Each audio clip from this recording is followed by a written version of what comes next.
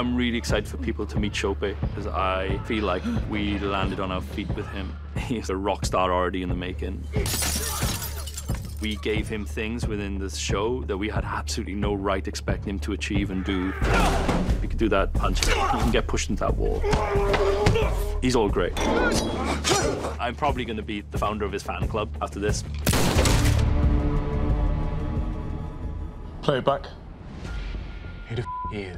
Elliot, I work for Jim. Who the Jim? But nobody, just play it back. I think I recognise that van. The very first shot we see of him is reaching into the gutter to pull out some bribe money. We don't know where the money came from or what it represents, but we just know that this guy is at the lower rungs of this organization. Know your place. Elliot's come in at a very low level to try and infiltrate the crime bosses at the highest level. So he started by being a street grunt, doing the little deals and pickups that low-level criminals have to do. And we get to tell the story of the rise of this character. It becomes more and more prominent, more and more important to a family as the things that he learns on the streets and on the ground level ends up helping Sean find out the mystery of who killed Finn Wallace. But I've got orders to take you to Sean. So who would you rather talk to, me or him? It's a combination of opportunity and putting himself in the right position that he's been able to present himself as a useful asset to the Wallace family. One of the important things for us with Elliot was setting up this idea of him being like a sleeping tiger. And so he finally has this opportunity to shine. He has this little piece of information that is incredibly important to the higher-ups of the organization. And so he becomes this tornado, this explosion that happens inside the pub where he works his way through all of the people that have taken out the rest of the Wallace guys. Elliot's relationship with Sean goes on a massive journey throughout the series. Get him outside. No, he stays. In the first episode, Sean doesn't know who he is. He's literally anybody. And Elliot uses that moment to give Sean what he's looking for in terms of someone he can trust, and someone he can rely on, and someone who's not going to betray him. What was it? 6 of them?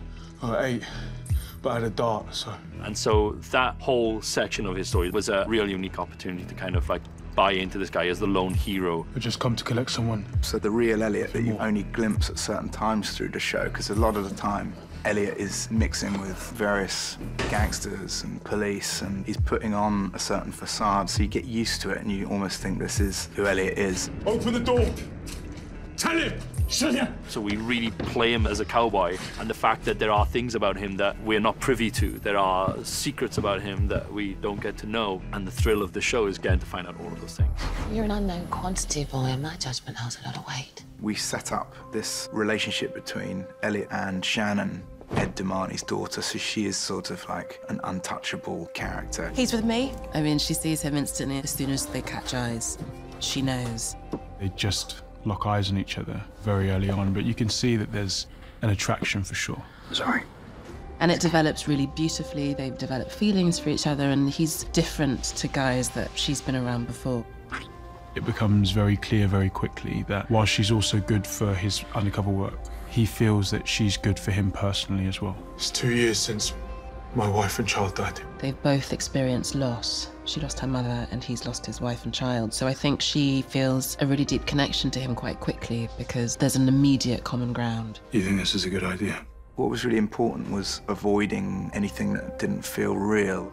Elliot is a character who's lost his wife and child, and he's very driven by that. But we wanted to make sure that love could come from a real place. And Shannon has a son, Danny, reminiscent of his son. So he wants to protect them.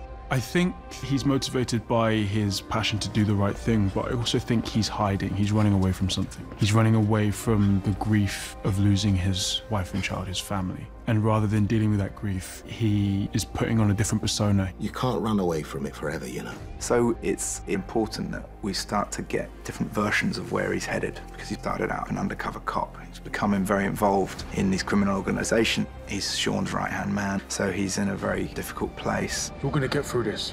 And when you do you want all of this taken away from you by some cop? And we intentionally play it quite ambiguous to know where Elliot's gonna end up. Get in the car.